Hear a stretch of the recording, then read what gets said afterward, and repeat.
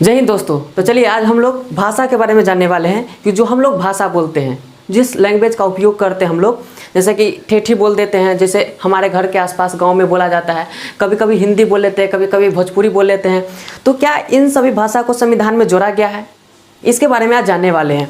तो जानिएगा कि गुजराती है, मराठी है, हिंदी है, किस किस भाषा को संविधान में जोड़ा गया है और किस अनुसूची में है और किस भाग में है। ठीक है, इसके बारे में जानने वाले हैं। तो चलिए शुरू करते हैं। तो पहले नंबर देखिएगा कि भाग 17 में क्या कहता है, राजभाषा। राजभाषा, भाषा पर ध्यान दीजिएगा, नहीं वाक्य पर ध्यान दीजिएगा।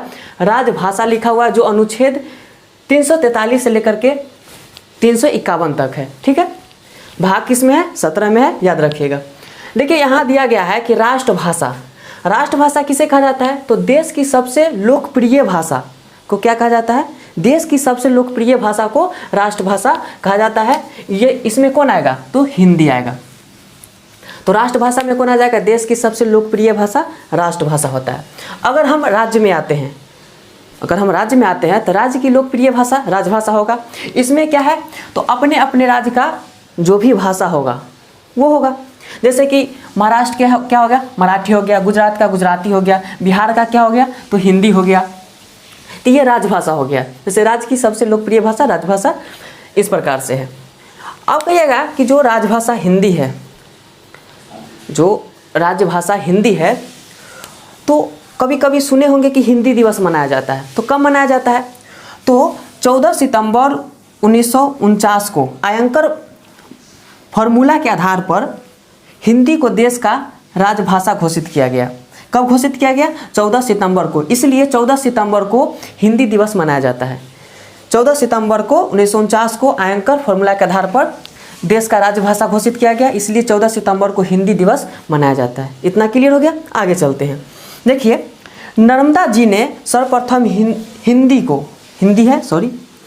को राष्ट्रभाषा कहा। राष्ट्रभाषा किसने कहा, यहाँ देखिए राष्ट्रभाषा किसने कहा, तो नर्मदा जी ने जो हिंदी है उसको राष्ट्रभाषा कहा। नर्मदा जी ने हिंदी को क्या कहा, राष्ट्रभाषा कहा। नर्मदा जी ने हिंदी को राष्ट्रभाषा कहा। जो क्या है, 44% लोग हिंदी बोलते हैं। कितना प्रतिशत लोग, 44% लोग हिंदी बोलते हैं।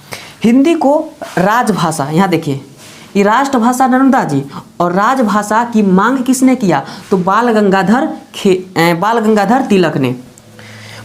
हिंदी को राजभाषा की मांग किसने किया, तो बाल गंगाधर तिलक ने हिंदी को राजभाषा की मांग की। ठीक है, सर्वप्रथम राजभाषा आयोग के अध्यक्ष बाल गंगाधर खेर थे। यह जो आयोग बना, यानी समिति, संसद का समिति बना, वो 344 आर्टिकल में है। ठीक है, इसी आर्टिकल में जो अध्यक्ष बने थे, इसी आर्टिकल में दिया गया अध्यक्ष बने थे बाल गंगाधर खेर बने थे। क्या, प्रथम राजभाषा आयोग के अध्यक्ष बाल गंगाधर खेर। प्रथम राजभाषा आयोग के अध्यक्ष बाल गंगाधर खेर। तो यहाँ से ध्यान में रखिएगा कि राष्ट्रभाषा किसने कहा, तो नर्मदा जी ने, और राजभाषा की मांग किसने किया, तो बाल गंगाधर तिलक ने, और जो अध्यक्ष बने थे, प्रथम राजभाषा आयोग के अध्यक्ष बने थे, वो बाल गंगाधर खेर बने थे। ठीक है, यहाँ खेर याद रखिएगा, यहाँ तिलक है। अब देखते हैं, ये तो कुछ जानकारी हो गया भाषा से संबंधित। अब देखेंगे कि जो अपना संविधान में भाषा है, कौन कौन भाषा है, इसके बारे में देखेंगे। तो देखिएगा 8वीं अनुसूची में 22 भाषा की चर्चा है। 8वीं अनुसूची में 22 भाषा की चर्चा है। देखिए 8वीं अनुसूची है, भाग कितना, तो भाग 17। 8वीं अनुसूची में 22 भाषा की चर्चा है। लेकिन जब पहले मूल संविधान था ना, तो मूल संविधान में 14 ही भाषा था। मूल संविधान में 14 भाषा था। वर्तमान में कितना है, तो 22 भाषा है। मूल संविधान में कितना था, 14 भाषा। मूल संविधान में 14 भाषा था। कौन कौन था, हिंदी, बंगाली, आसामी, उड़िया, गुजराती, मराठी, कन्नड़, तेलुगु, तमिल, मलयालम, कश्मीरी, पंजाबी, संस्कृत, उर्दू। ये आपको याद नहीं हो रहा है तो हम एक वीडियो बना के रख चुके हैं अपने चैनल पर, वहाँ जा करके आप इस वीडियो को देखिएगा। पूरे 22 भाषा आपके हेमोग्लोबिन में घुस जाएगा। ठीक है, इतना हम अच्छा से याद करवा दिए, तो वहाँ जा करके देख लीजिएगा। ऐसे यहाँ भी थोड़ा याद करवा देते हैं। जैसे देखिए मूल संविधान में 14 भाषा था। पहला क्या है, हिंदी, बंगाली, आसामी, उड़िया, गुजराती, मराठी, कन्नड़, तेलुगु, तमिल, मलयालम, कश्मीरी, पंजाबी, संस्कृत और उर्दू है। लेकिन क्या 14 भाषा मूल संविधान में था, लेकिन अभी तो 22 भाषा है। तो क्या ऐसे जुड़ गया? नहीं, कुछ संशोधन होता है। जैसे कि 21वां संविधान संशोधन हुआ 1967 में। 21वां संविधान संशोधन 1967 में, जिसमें 15वीं भाषा सिंधी को जोड़ा गया। सॉरी, 21वां संविधान संशोधन 1967 में 15वीं भाषा सिंधी को जोड़ा गया। तो यहाँ तक तो देख लिए कि 21वां संविधान संशोधन 1967 द्वारा 21वीं भाषा कौन था? तो सिंधी था। लेकिन 3 संशोधन हुआ है, 21वां था, 71वां था और 52वां संविधान संशोधन। 71वां में देखिएगा कि 71वां संविधान संशोधन 1992 में हुआ। ठीक है, यहाँ ध्यान से देखिएगा, 1992 में हुआ। इसमें 3 भाषा को जोड़ा गया। 71वां संविधान संशोधन 1992 में 3 भाषा को जोड़ा गया, जिसका ट्रिक है नमक। ट्रिक क्या है? नमक। नेपाली, मणिपुरी, कोंकणी। नेपाली, मणिपुरी, कोंकणी, यह 71वां संविधान संशोधन द्वारा जोड़ा गया। ठीक है, अब देखिएगा 52वां संविधान संशोधन 2003 में, इसमें 4 भाषा को जोड़ा गया।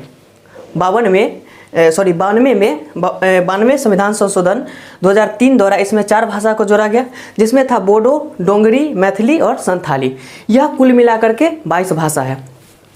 पहले तो मूल संविधान में 14 भाषा था, इसमें 4, 3, 7 और 1, 8 जोड़ा गया, यानी कि कुल मिलाकर के अभी 22 भाषा है।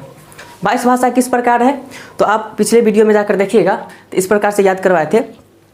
कश्मीरी, सिंधी, पंजाबी, हिंदी, बंगाली, असमी, उड़िया, गुजराती, मराठी, कन्नड़, तेलुगु, तमिल, मलयालम, उर्दू, संस्कृत, नेपाली, मणिपुरी, कोंकणी, बोडो, डोगरी, मैथिली, संथाली, यह कुल मिलाकर के 22 भाषा है। ठीक है, अगर यह आपको वीडियो अच्छा लगा है तो सब्सक्राइब अवश्य करें, क्योंकि इसी प्रकार से वीडियो आपको मिलते रहेगा।